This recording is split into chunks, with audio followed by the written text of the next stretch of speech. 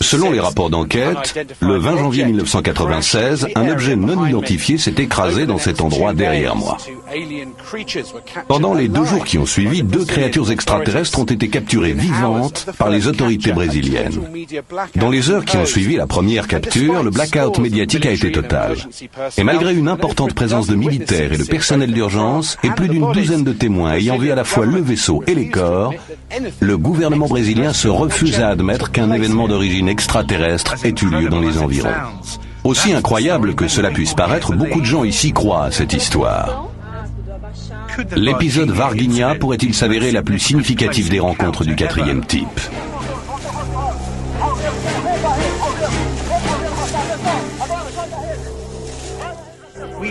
Des militaires nous ont dit avoir fait partie d'une unité envoyée pour capturer une créature extraterrestre.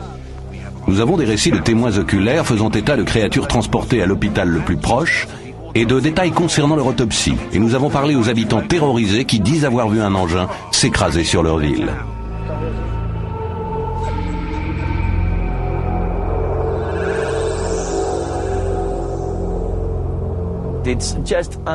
C'est tout simplement incroyable, incontestable, vraiment incontestable. On se fiche de ce que disent les militaires. Ils cachent tout. Ils cachent le fait qu'ils ont capturé des extraterrestres au Brésil et vivants. La créature mesurait environ 1,60 m et avait de grands pieds en V. Sa peau était marron foncé et d'aspect huileux. Elle avait une grosse tête, plus grosse que la nôtre, et des espèces de bosses au sommet, 3 bosses.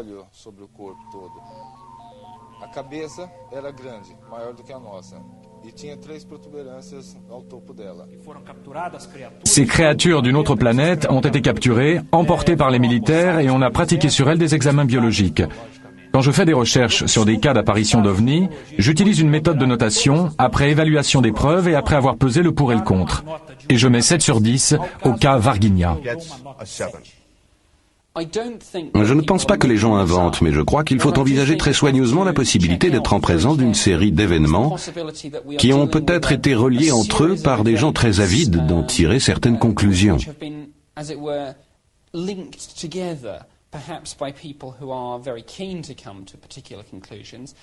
Peut-être sommes-nous seulement en présence d'une série de fausses identifications avec des gens qui trouvent des explications extraordinaires à des faits qui peuvent être assez quelconques. Je crois que cette affaire est très importante et que nous allons prouver que des extraterrestres nous ont vraiment rendu visite. Il est difficile d'imaginer un endroit moins approprié pour ce qui pourrait être le contact le plus important entre l'humanité et une race extraterrestre. Mais c'était déjà ce qu'on a dit à Roswell. Varginha est une petite ville industrielle de 120 000 habitants dans le sud du Brésil.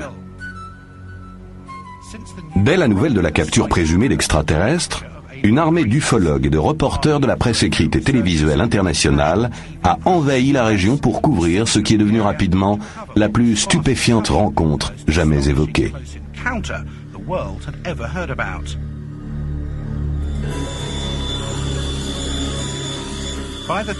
Quand nous sommes arrivés à Varginha pour rencontrer les chercheurs et les témoins, le mystère et l'intrigue étaient à leur comble. La ville entière perdait la boule. Tout le monde était dans la rue, parce que de nombreux ovnis avaient été localisés et que les gens faisaient des rapprochements. Les habitants avaient toutes les raisons de s'inquiéter. On racontait qu'un militaire était mort dans des circonstances étranges, peut-être après avoir manipulé l'un des extraterrestres. Des animaux du zoo en bonne santé étaient morts de façon mystérieuse pendant la nuit. Des témoins et des chercheurs avaient reçu des visites mystérieuses et les témoignages relatant des apparitions d'ovnis affluaient. Varginha se débattait dans une transe extraterrestre. Fantástico teve acesso às declarações secretas desse militar. Segundo os pesquisadores que acompanham o caso Varginha, ele sabe muito não. Aí daqui a gente já correu para lá e desceu. E quando a gente estava descendo, a gente foi Ce que nous pouvons dire, tout ce que nous pouvons dire, c'est qu'il n'y a pas le moindre doute. Tout ceci est bien arrivé. Nous avons parlé non seulement avec des habitants impliqués indirectement dans l'affaire, mais aussi avec des gens qui ont eu une part active dans les événements les plus importants. Tivemos contatos com testemunhas que participaram diretamente dos principais fatos.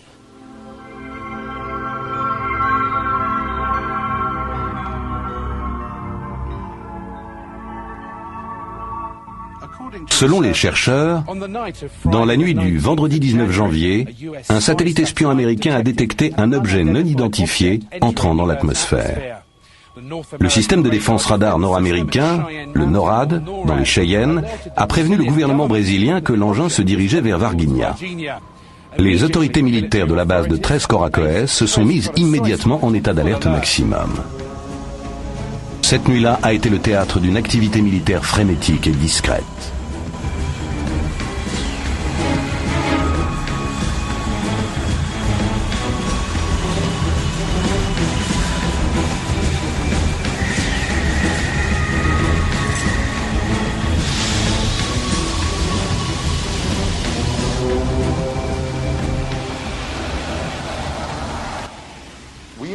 D'après nous, non seulement les Américains ont donné l'alerte, mais ils s'intéressent aussi sérieusement à cette histoire parce que nous savons que s'ils mettent la main sur une épave de vaisseau, ou encore mieux sur une de ces créatures, ça peut changer beaucoup de choses. Oui, selon nous, ils sont impliqués jusqu'au cou.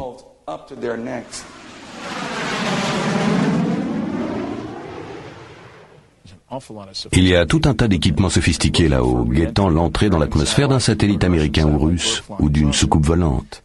Alors, connaissait-on la trajectoire de l'engin? L'armée de l'air brésilienne a-t-elle été prévenue? Quelle a été l'implication du gouvernement américain? Les Brésiliens n'ont guère de satellites espions là-haut, par contre les gouvernements américains et russes, oui. Alors ça fait réfléchir. Quelques témoins ont observé la chute de l'engin. C'était très étrange parce que certains d'entre eux ont décrit un objet en forme de cigare, un truc qui ressemblait à un cigare en flammes, avec des étincelles, des trucs comme ça. Cette nuit-là, plusieurs témoins ont déclaré avoir vu un engin étrange dans le ciel. Le 20 janvier au petit matin, Eurico et Oralina des Freitas ont aperçu ce qu'ils pensaient être un ovni plané à 1,50 m du sol, tout près de leur ferme. L'engin semblait en difficulté. On était couchés, mais ma femme n'arrivait pas à dormir. Alors elle s'est levée. On a entendu les vaches effrayées qui commençaient à meugler. C'est ce qui nous a mis la puce à l'oreille. Ma femme est allée à la fenêtre et m'a appelé. Il était à peu près 1 h du matin et on a vu un engin qui venait de là-bas avec plein de fumée qui en sortait. Alors j'ai appelé mon mari et on a regardé. J'ai dit, qu'est-ce que c'est que ça? On aurait dit une espèce de sous-marin volant. Il était très long, avec des trucs qui volaient derrière, comme quand on attache des rubans à un ventilateur. Il était de la taille d'un minibus avec de la fumée partout et il était très clair, presque transparent. C'est la première fois que je vois un truc pareil.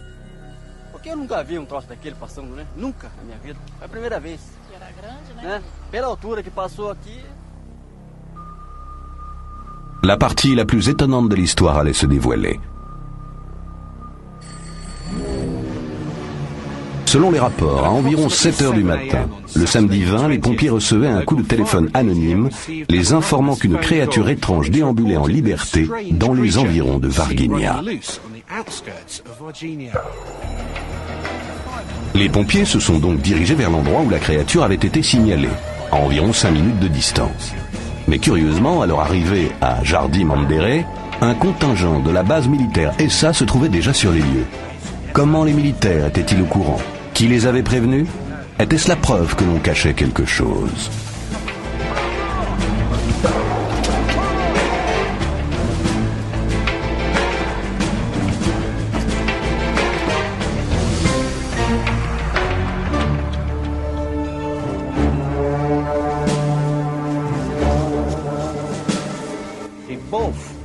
Ils étaient tous surpris de se retrouver les uns en face des autres, les pompiers et l'armée. Et puis ils se sont mis d'accord pour travailler ensemble et capturer la créature.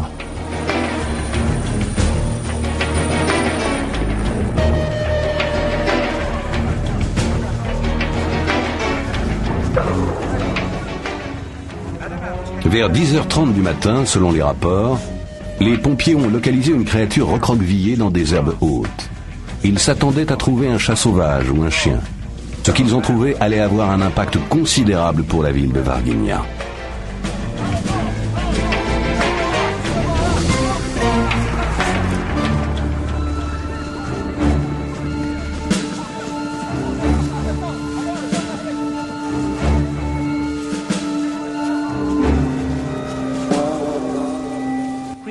La créature s'est laissée capturer sans résistance aucune. Elle ne bougeait presque plus. Elle était tellement fragile. Elle avait l'air de tellement souffrir.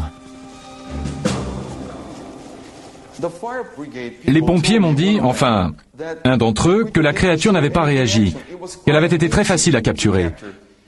Ils pensaient qu'elle était plus ou moins malade, qu'elle n'allait pas bien, parce qu'elle ne bougeait pas.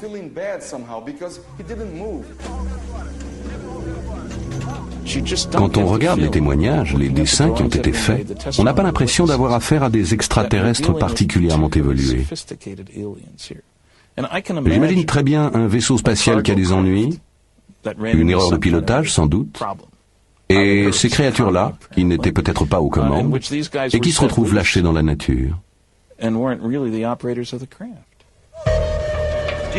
Cet incident a-t-il vraiment eu lieu? Un extraterrestre a-t-il été capturé vivant et emmené par les autorités? C'est ce qu'affirment haut et fort plus de 11 personnes qui se disent témoins oculaires.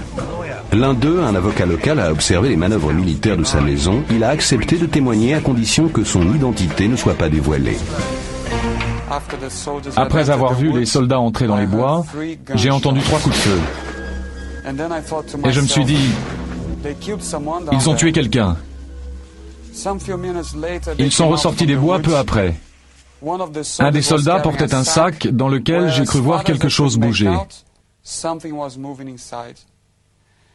Sur le coup, j'ai cru que c'était un animal parce que j'étais sûr que quelque chose bougeait dans ce sac. Selon les rapports des témoins, dès le milieu de l'après-midi, l'extraterrestre vivant a été transféré à l'Académie militaire ESA, ici à Três Coracoes, une base d'entraînement haute sécurité.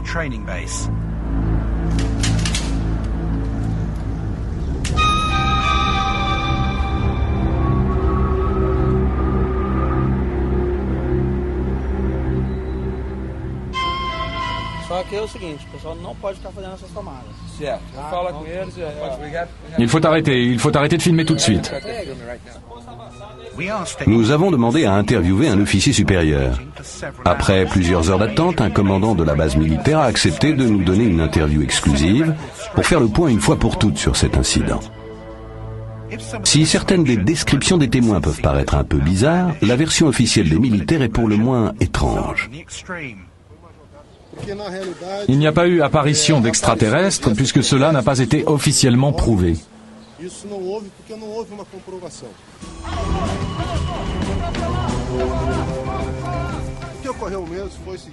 Le 20 janvier 1996, il y a eu de violents orages au-dessus de Varginha. Ici, à Três Coracoes, il y avait une cérémonie. Nous avons dû aussi envoyer 2 camions à réparer pendant qu'ils étaient encore sous garantie. C'est pour ça que nous avons envoyé 2 camions à Varginha.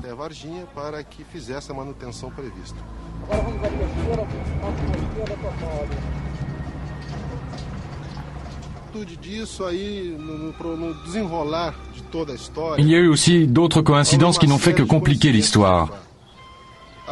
Il y avait à l'hôpital de Varginha un couple de nains dont la femme était enceinte.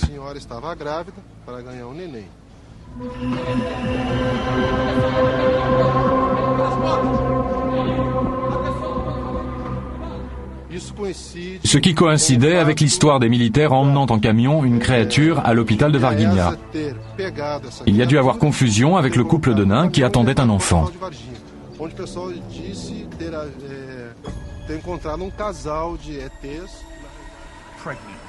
Une naine enceinte, de violents orages et des camions en panne. Étonnés par la version officielle des militaires, nous sommes retournés à la caserne des pompiers de Varginha et nous avons demandé à parler aux hommes censés avoir capturé la créature au matin du 20 janvier. Pourquoi les gens disent-ils que les pompiers ont capturé un extraterrestre ce jour-là? Les gens devraient se demander pourquoi on a dit qu'une dizaine de pompiers avaient capturé des êtres d'une autre planète. Personne n'y croit ici, ni le commandant, parce que personne n'a rien vu. Ici, à Varginha, les pompiers nient avoir capturé des extraterrestres le 20 janvier. Pour eux, ce jour-là, c'était la routine. Mais quand je leur ai demandé ce qu'ils avaient fait en ce jour de routine, ils m'ont répondu que c'était classé confidentiel.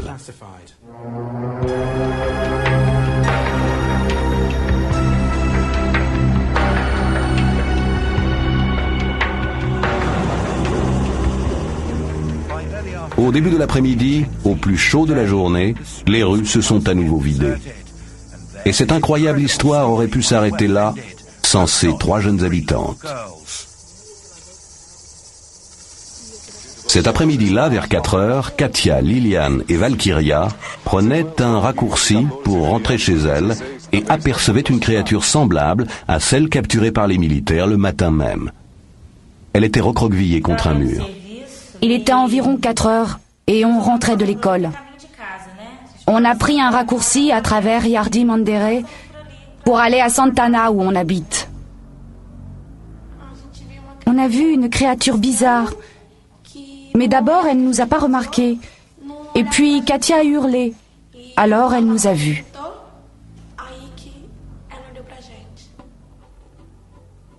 Nous avons demandé aux jeunes filles de nous décrire cette créature. Et avec l'aide d'un artiste, nous avons élaboré un croquis détaillé.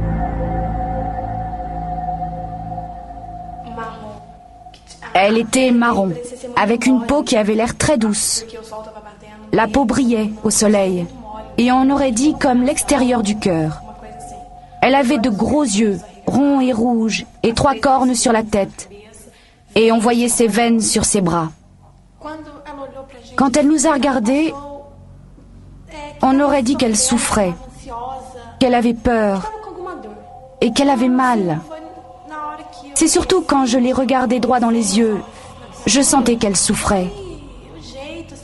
C'était quelque chose de spécial. Katia et Liliane sont parties en courant, mais moi je suis restée clouée sur place. Mais elles sont revenues et elles m'ont tiré par le bras et on s'est enfui. Alors elles sont arrivées chez elles, et elles ont dit à leur mère, « Maman, on a vu le diable. » Et la maman, qui est une brave femme, a dit, « C'est pas le diable qui va embêter mes filles. » Et elle est allée voir sur place. Mais il n'y avait plus rien, plus qu'une drôle d'odeur. La créature avait disparu. Alors le bruit a couru que quelques jeunes avaient vu le diable.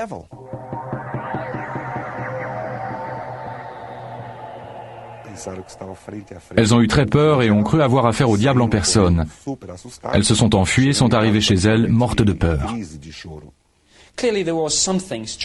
Il s'est passé quelque chose d'étrange, mais il y a beaucoup d'animaux étranges au Brésil, dont quelques-uns sont peu connus des chercheurs occidentaux. C'est un pays très étendu, et il y a plein d'animaux bizarres qui peuvent faire dire aux gens « Mon Dieu, qu'est-ce que c'est que ça ?» On ne peut pas confondre ce que les filles ont vu avec un animal. C'est impossible. Pas à Varginha. Varginha est un endroit très civilisé, avec plein d'industries. Il n'y a pas d'animaux sauvages qui traînent dans les rues. C'est impossible. Je ne pense pas que nos témoins principaux mentent, aucun. Que ce soit les civils ou les militaires. Leurs déclarations sont concrètes, et je crois en leur sincérité.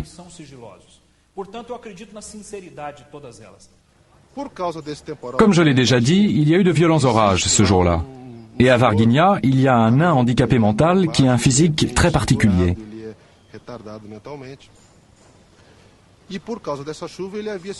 Pendant les orages dont je parlais, il s'est blessé en essayant de rentrer chez lui ou de se mettre à l'abri. Et c'est arrivé près de l'endroit où ces jeunes filles disent avoir vu la créature. À cause de sa peau foncée et de son apparence physique, elles ont très bien pu prendre le nain pour autre chose.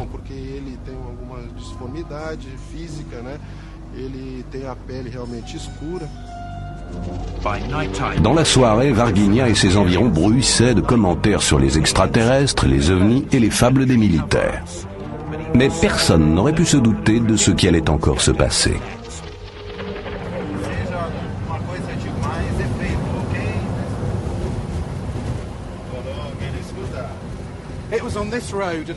C'est sur cette route que le samedi soir vers 10 h, une patrouille militaire a vu une autre créature blessée sur le bas-côté. Et ils ont pris la décision de la capturer, comme la première. Ils l'ont mise dans un filet, sans trop de mal, et l'ont ramenée à l'hôpital de Varginha, à quelques kilomètres de là. Le chercheur Vittorio Paccaccini a obtenu une interview d'un témoin militaire qui affirme avoir pris part à la capture d'un extraterrestre vivant. Le lundi 22 janvier 1996, un convoi militaire de 3 camions a quitté l'Essa et s'est dirigé vers Varginha. 2 lieutenants des services secrets de l'armée brésilienne étaient à la tête des opérations. Ce sont des officiers des services secrets. La plupart des militaires ne savent même pas qui ils sont. Sur la route à la sortie de Varginha, nous avons vu une drôle de créature accroupie sur le bas-côté. Alors nous nous sommes arrêtés.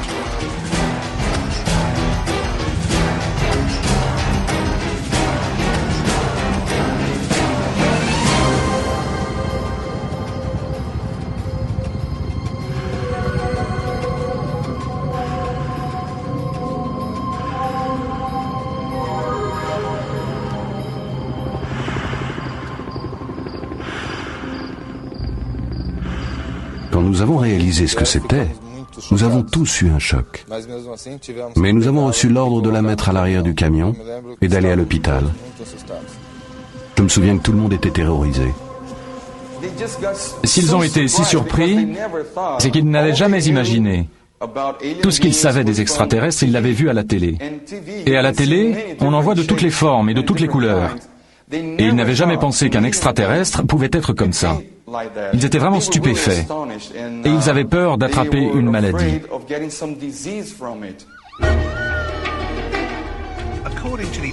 Selon l'officier, la créature a été transportée en ambulance à l'hôpital, mais elle était morte à l'arrivée.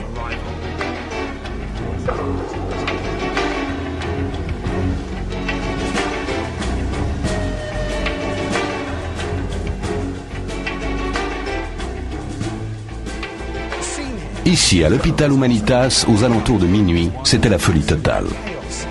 La police locale, la brigade des pompiers et les militaires, tous se démenaient pour bloquer complètement toute la zone. Les médecins et les infirmières étaient troublés, car certains pensaient qu'il pouvait s'agir d'une créature extraterrestre. D'autres estimaient qu'il s'agissait d'expériences génétiques. Enfin, certains pensaient que ce pourrait être l'enfant du diable, tant sa laideur était grande.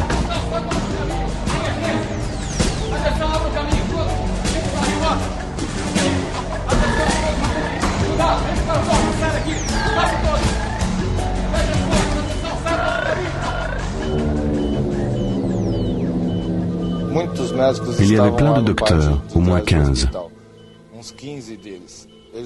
Ils portaient tous des masques chirurgicaux et certains avaient des stéthoscopes autour du cou. Il y avait aussi des militaires, des pompiers. Un des officiers des services secrets filmait tout avec une petite caméra pendant que l'autre prenait des notes.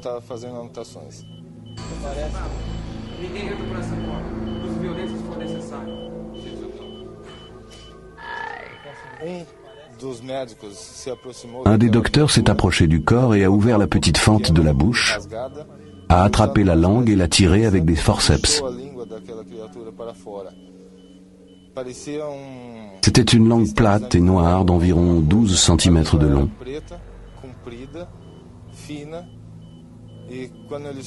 Quand le docteur a lâché, la langue est rentrée tout de suite dans la petite fente.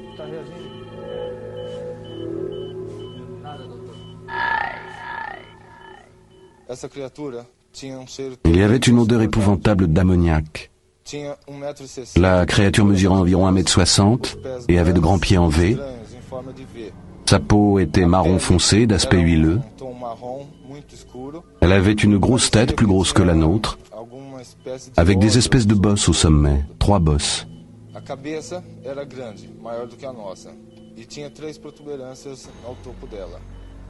Elle avait 2 trous à la place du nez, une fente à la place de la bouche et 2 gros yeux ronds sans pupilles. Elle avait des jambes courtes et maigres et de longs bras fins.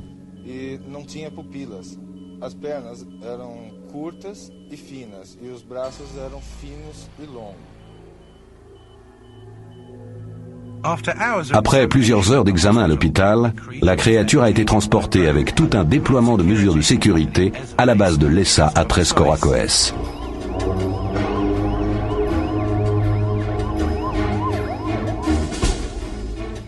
Son corps est resté sous étroite surveillance dans les locaux de l'armée jusqu'au lendemain à l'aube. Le mardi 23 janvier, sous l'œil vigilant du lieutenant-colonel Olympio Vanderlei, l'extraterrestre présumé a été emmené vers sa destination finale.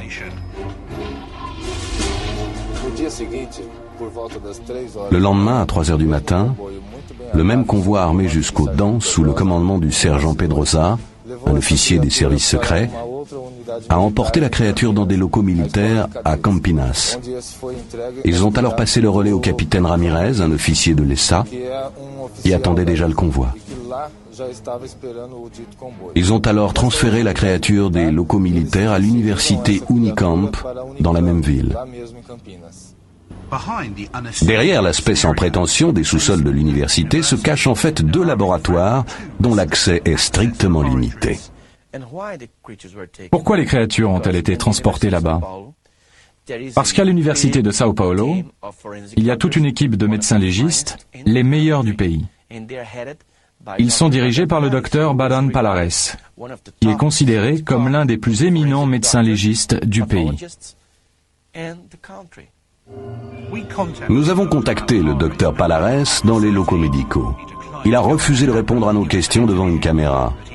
En revanche, il nous a téléphoné par la suite pour nous faire cette déclaration. De façon officielle, je n'ai pas participé activement et personnellement à l'affaire Varginha. Je n'ai jamais été en contact avec des membres des services de sécurité ou de l'armée concernant quoi que ce soit qui ait rapport avec l'extraterrestre de Varginha. Mais plusieurs mois après l'incident, un étudiant lui a demandé s'il avait été impliqué dans l'affaire. Savez-vous ce qu'il a répondu? Il a dit, eh bien jeune homme, j'aimerais beaucoup pouvoir vous répondre. Reposez-moi donc la question dans 10 ou 15 ans. De sources non officielles, nous savons qu'après plusieurs semaines d'expérimentation dans les laboratoires haute sécurité, on a transporté les extraterrestres aux États-Unis dans un avion non immatriculé.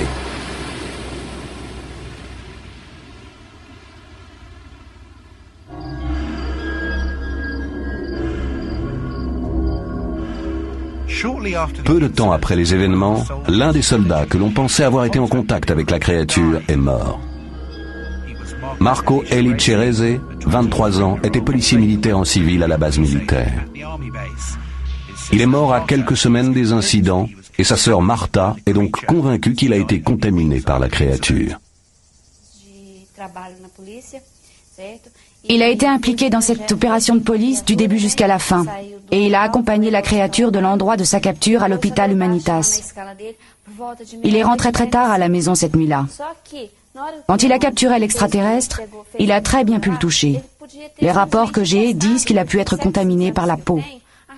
Pas forcément par une coupure ou une blessure infectée. C'est pour ça que je dis qu'il y a bien eu capture et que mon frère a bien capturé cette créature. Parce qu'il était en parfaite santé avant.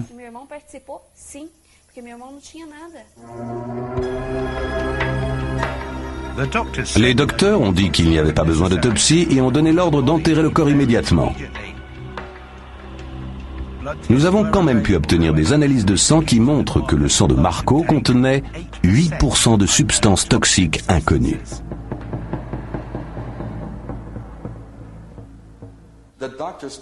Les médecins ont dit à la famille d'enterrer le corps immédiatement, sans cérémonie. La famille ne comprenait pas pourquoi, mais ils ont obéi aux médecins. Et maintenant, ils poursuivent en justice l'État du Minas Gerais, parce qu'ils veulent exhumer le corps de Marco Eli Cerese. Mais je me rends bien compte qu'ils n'y arriveront jamais, parce que ça concerne les militaires. parce que c'est un sujet classé sécurité nationale et que le juge ne les laissera pas faire. Plusieurs chercheurs ont essayé d'obtenir des autorités confirmation des événements de ce week-end. Mais elles ont bien évidemment refusé de parler. Et tout le monde voulait savoir, exigeait des réponses. Les pompiers niaient tout en bloc. La police militaire faisait de même. Et l'école militaire ici n'a pas ouvert la bouche. De nombreux témoins des incidents ont été retrouvés. Et on leur a demandé de ne plus divulguer d'informations. Quelques-uns des témoins militaires concernés ont subi de graves intimidations de la part de leurs supérieurs. On leur a dit de ne plus divulguer la moindre information sur le cas, quel que soit l'interlocuteur à qui ils la donnaient.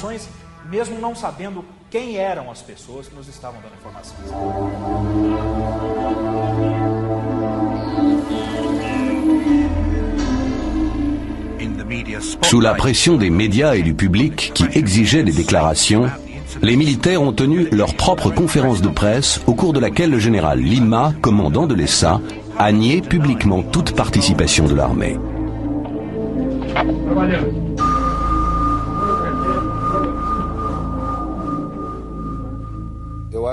C'est absolument scandaleux. Nous avons capturé des extraterrestres et la population n'a pas le droit de le savoir. S'ils étaient en train de faire des manœuvres de nuit, les militaires ne vont pas se mettre tout à coup à en parler aux gens. Et ils ne vont pas non plus se mettre à table devant des ufologues occidentaux qui débarquent et leur posent des tas de questions. Ce n'est pas comme ça que les militaires fonctionnent.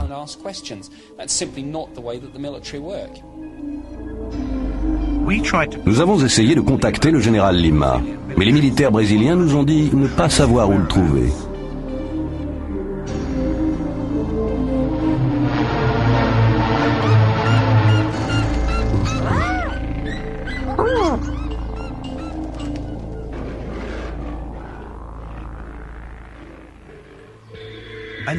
Et au moment où tout le monde pensait que c'en était fini de l'affaire Roswell brésilienne, des rapports relatant une autre rencontre extraterrestre voyaient le jour.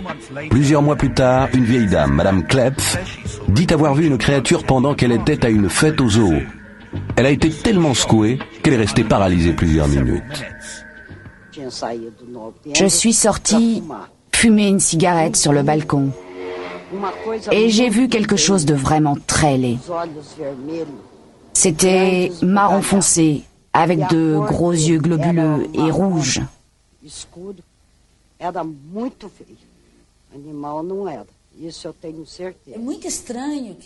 L'apparition de cette créature coïncide avec des problèmes que nous avons eus.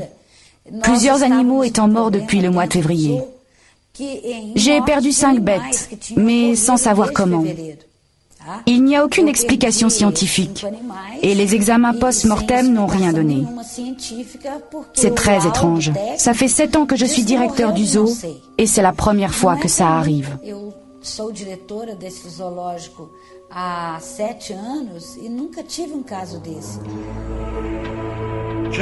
Ce qui s'est exactement passé à Varginha ce week-end du 20 janvier 1996 reste nimbé de mystère. D'un côté, nous avons les habitants qui disent avoir vu des ovnis, des soucoupes volantes accidentées et des extraterrestres capturés par les militaires. De l'autre, nous avons l'armée et les autorités qui nient tout en bloc. Des habitants au bord de l'hystérie et aucune preuve matérielle écrite ou filmée. Mais peut-être la clé du mystère de l'affaire Roswell brésilienne rôde-t-elle toujours dans ce zoo. La créature que Madame Klepf dit avoir vue n'a jamais été capturée et personne ne sait où elle s'en est allée. Je veux savoir ce qu'il est advenu de ces créatures. Je crois que le monde entier veut savoir si ces créatures sont toujours au Brésil et ce qui leur est arrivé. Nous pensons que s'il peut être prouvé que cette histoire est réelle, ce cas aussi est important, si ce n'est plus que l'affaire de Roswell.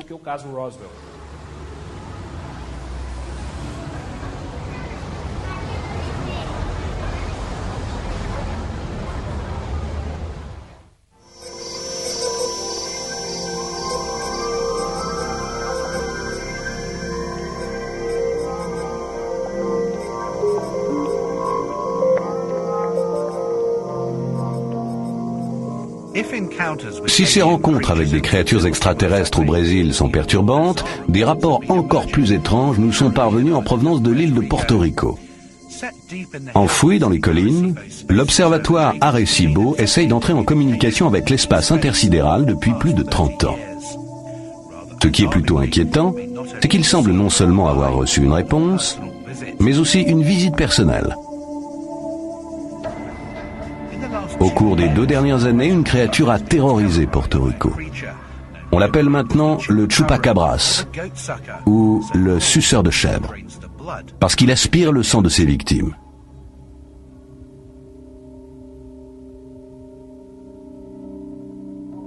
Nous avons pu obtenir les seules images de ce qui pourrait bien être un chupacabras.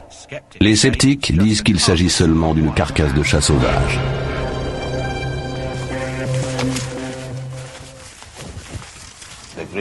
La créature que j'ai vue, elle faisait moins d'1 mètre avec des petites pattes et des grandes ailes. C'était pas comme un oiseau, c'était pas normal, c'était comme... Les oiseaux volent, mais ça c'était très rapide. Wow, c'était quelque chose de bizarre, de pas normal. Le mystère du chupacabras reste entier. Certaines personnes pensent qu'il est le résultat d'expériences génétiques secrètes et qu'il s'est échappé des bases militaires américaines de l'île. D'autres sont convaincus qu'il s'agit de créatures venues d'une autre planète. Les autorités portoricaines disent qu'il s'agit seulement de chiens sauvages. Quelle que soit la vérité, les habitants ici vivent dans la terreur. La tête était toute petite, avec 2 trous à la place du nez et une bouche qu'on ne voyait presque pas. Les yeux, on aurait dit 2 gouttes d'eau, mais rouges. J'ai regardé et j'ai vu 2 créatures avec des yeux verts phosphorescents qui sont devenus rouges quand ils m'ont observé. Alors j'ai senti comme un courant et je ne pouvais plus bouger. Je ne savais pas si c'était parce que j'avais très peur ou parce qu'ils m'envoyaient quelque chose. La créature mesurait entre 90 cm et 1,20 m. Elle était grise avec des yeux rouges et une crête sur le dos. Et elle flottait à hauteur de la fenêtre, accrochée à la main de Roderick. Quand on s'est précipité, elle s'est enfuie.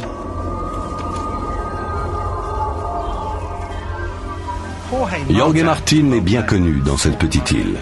Il fait des recherches sur le phénomène chupacabras depuis plus de 2 ans.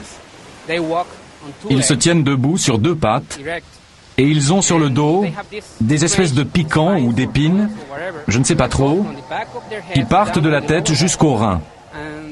Et ils changent de couleur. Et ils se mettent à vibrer très fort. Ils deviennent lumineux et ils émettent un bourdonnement très bas. Et apparemment, c'est ce qui leur donne l'impulsion pour voler. Je suis convaincu de l'origine extraterrestre du chupacabras. Au début, je pensais que le chupacabras pouvait être le résultat de manipulations génétiques ou d'expériences menées à Porto Rico et qui auraient réussi à s'échapper.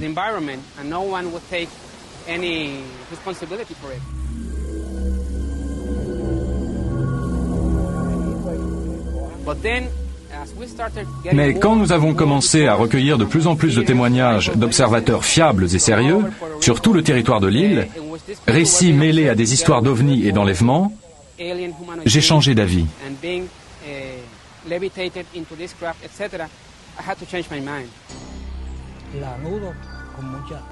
Un témoin, Jesus Sanchez, raconte qu'il a approché suffisamment un chupacabras pour le frapper de sa machette alors qu'il était en train d'attaquer ses lapins.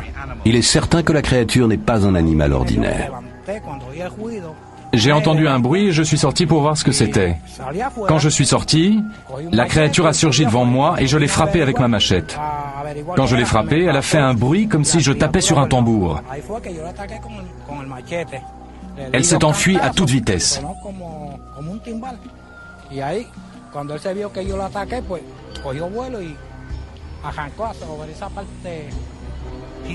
Jesus raconte qu'il a retrouvé ses lapins morts, vidés de leur sang. Les marques étaient vraiment incroyables. Aucun être humain n'aurait pu faire ce genre de marques. Pas même un médecin.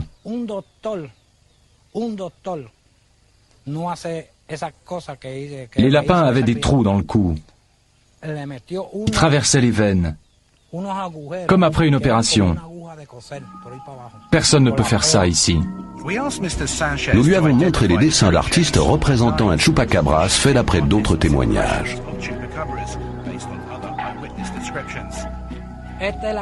C'est bien la créature que j'ai vue. La forme des yeux, les ongles, les serres.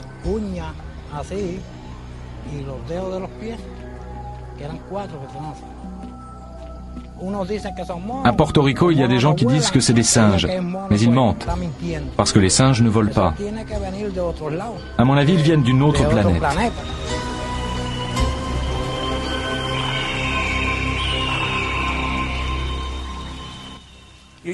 Ce qu'on trouve généralement en autopsie, ce sont des blessures parfaitement rondes, d'un demi ou d'un centimètre de diamètre.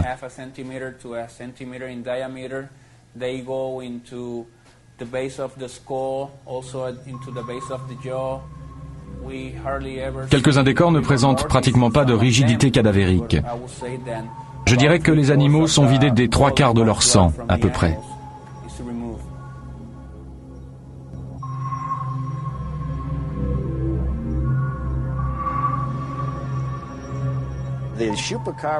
Quand il passe à l'attaque, le chupacabras sort, semble-t-il, une espèce de sonde de sa bouche. Une sonde qui a l'air assez longue, de 15 à 20 cm. Et il enfonce cette sonde dans le cou de petits animaux, comme des poulets, des canards ou des oies.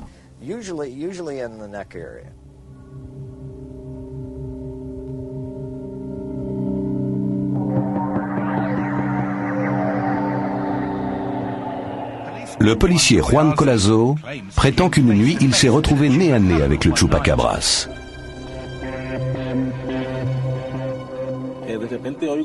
Tout d'un coup, j'ai entendu l'alarme de la voiture. J'ai cru que c'était un voleur, alors j'ai descendu les escaliers en courant, et quand je suis arrivé en bas, j'ai vu une bête en train de se battre avec mon chien.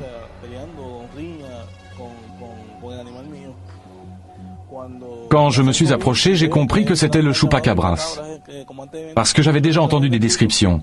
Alors j'ai reculé, et je lui ai tiré dessus avec mon pistolet. Quand je lui ai tiré dessus, il s'est enroulé comme un ver de terre. Et puis il a roulé sur le sol jusqu'à ce qu'il se cogne contre un mur. Et puis il s'est relevé et il a disparu en quelques secondes à une vitesse incroyable.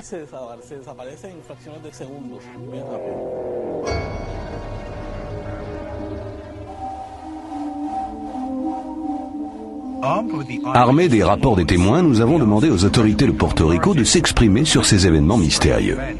L'un des maires de la région pense que les chupacabras existent bel et bien et n'hésite pas à mettre sa carrière en jeu pour partir à leur chasse. C'est sûr que c'est un extraterrestre. On n'a jamais vu un truc pareil.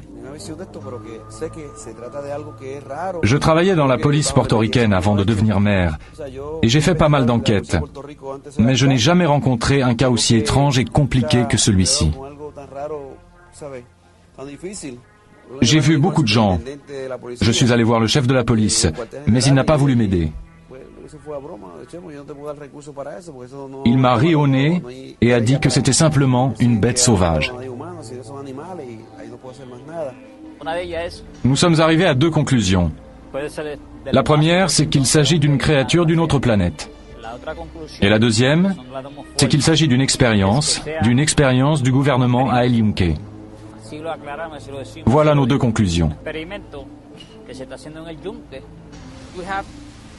Nous avons des milliers et des milliers de témoignages de personnes dignes de confiance et nous les croyons. Ces gens ont perdu leur bétail, leur travail et leur vie est en danger. Ils ont droit à des réponses de nos gouvernements. Je n'ai jamais cru aux ovnis. Je n'ai jamais cru à tout ça avant que ça m'arrive.